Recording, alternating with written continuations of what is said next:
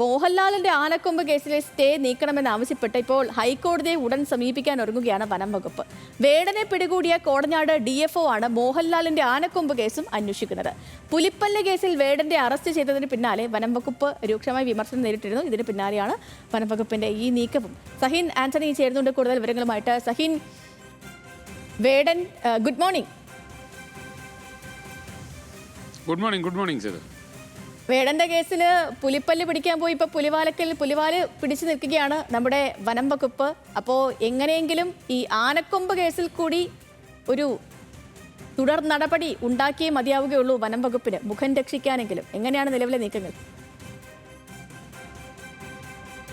ഇത് മുഖരക്ഷകൾ മാത്രമല്ല, വലിയ രീതിയിൽ വൈറ്റ് വാഷിംഗ് ആരംഭിച്ചിരിക്കുകയാണ് വനംവകുപ്പ് എന്നുള്ളതാണ് മനസ്സിലാക്കുന്നത്. കാരണം വേടൻ ഒരു നിമിത്തമായി മാറുന്നു പലതിനും എന്ന് കരുതേണ്ടി വരും. കാരണം 2023 സെപ്റ്റംബർ 18 മോഹൻലാലിൻ്റെ ആനക്കൊമ്പ് കേസ് 6 മാസത്തേക്ക് അതിൻ്റെ വിചാരണ നടപടികൾ സ്റ്റേ ചെയ്തുകൊണ്ട് ഹൈക്കോടതിയുടെ ഉത്തരവുണ്ടായിരുന്നത്.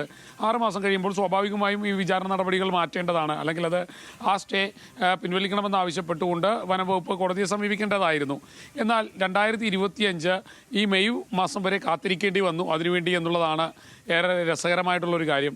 എന്തായാലും മോഹൻലാലിൻ്റെ ആനക്കൊമ്പ് കേസിൽ വിചാരണ നടപടി സ്റ്റേ ചെയ്തുകൊണ്ടുള്ള ഹൈക്കോടതി ഉത്തരവ്, അത് ആ സ്റ്റേ വെക്കേറ്റ് ചെയ്യണം എന്നുള്ള, അതല്ലെങ്കിൽ ആ സ്റ്റേ നീക്കം ചെയ്യണമെന്ന് ആവശ്യപ്പെട്ടുകൊണ്ട് ഹൈക്കോടതിയെ സമീപിക്കാനൊരുങ്ങുകയാണ് വനംവകുപ്പ്. പ്രത്യേകിച്ചും റാപ്പർ വേടൻ അറസ്റ്റിലായ ദിവസം, പുലിപ്പല്ലുമായി ബന്ധപ്പെട്ടുകൊണ്ട് അറസ്റ്റിലായ ദിവസം മുതൽ കോടനാട് DFOയ്ക്കെതിരെ ഉയർന്നു വരുന്ന പ്രധാന ആക്ഷേപമെന്ന് പറയുന്നത് മോഹൻലാലിൻ്റെ ആനക്കൊമ്പ് കേസ് തന്നെയാണ്.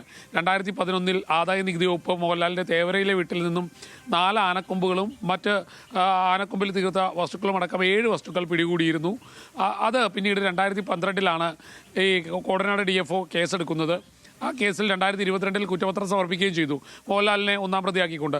പിന്നീട് മോഹൻലാൽ ഇതൊക്കെ നീക്കം ചെയ്യണമെന്ന് ആവശ്യപ്പെട്ടുകൊണ്ട് ഹൈക്കോടതിയെ സമീപിക്കുകയും 2023 സെപ്റ്റംബർ 18 മോഹൻലാലിനൊരു ഉത്തരവ് 6 മാസത്തേക്ക് ഈ വിചാരണ നടപടികളൊക്കെ സ്റ്റേ ചെയ്തുകൊണ്ടുള്ള ഒരു ഉത്തരവ് വരികയും ചെയ്തു. എന്നാൽ പിന്നീട് കോടനാട് DFOയോ വനം വകുപ്പോ അതിനെതിരെ കോടതിയെ സമീപിച്ചിട്ടില്ലായിരുന്നു. പക്ഷേ റാപ്പർ വേടനെ അറസ്റ്റ് ചെയ്തതിന് പിന്നാലെ ഇവർക്കെതിരെ വലിയ ആക്ഷേപങ്ങൾ ഉയർന്നു വന്നു. അപ്പോഴാണ് ഇവർക്ക് ബോധോദയം ഉണ്ടായത്. മോഹൻലാലിൻ്റെ കേസ് അത് വെക്കേറ്റ് ചെയ്യണം, അല്ലെങ്കിൽ ആ സ്റ്റേ വെക്കേറ്റ് ചെയ്യണമെന്ന് ആവശ്യപ്പെട്ടുകൊണ്ട് കോടതിയെ സമീപിക്കേണ്ടിയിരിക്കുന്നു, അല്ലെങ്കിൽ പൊതുജനം ഇതൊക്കെ കാണുന്നുണ്ട് എന്നുള്ളൊരു ബോധം വന്നിരിക്കുകയാണ്. എന്തായാലും കൃത്യമായ ബോധമാണ് വന്നത്. അതിൻ്റെ അടിസ്ഥാനത്തിൽ തന്നെ ഹൈക്കോടതിയെ സമീപിക്കാനൊരുങ്ങുകയാണ് കോടനാട് DFO. വേടൻ കേസിൽ ഇവർ നന്നായി പുലിവാല് പിടിച്ചതാണ്. ഇപ്പോൾ സ്വന്തം തീർച്ചയായും അങ്ങനെ തന്നെയാണ്. ഒരു ബോധോദയം ഉണ്ടായിരിക്കുന്നു വനം വകുപ്പിന്. ഇനി ബോധത്തോടെയുള്ള നടപടികളൊക്കെ എങ്ങനെയായിരിക്കും എന്നുള്ളത് വേണം കണ്ടറിയാൻ. സഹിൻ ആന്റണിയാണ് വിവരങ്ങൾ നൽകിയത്.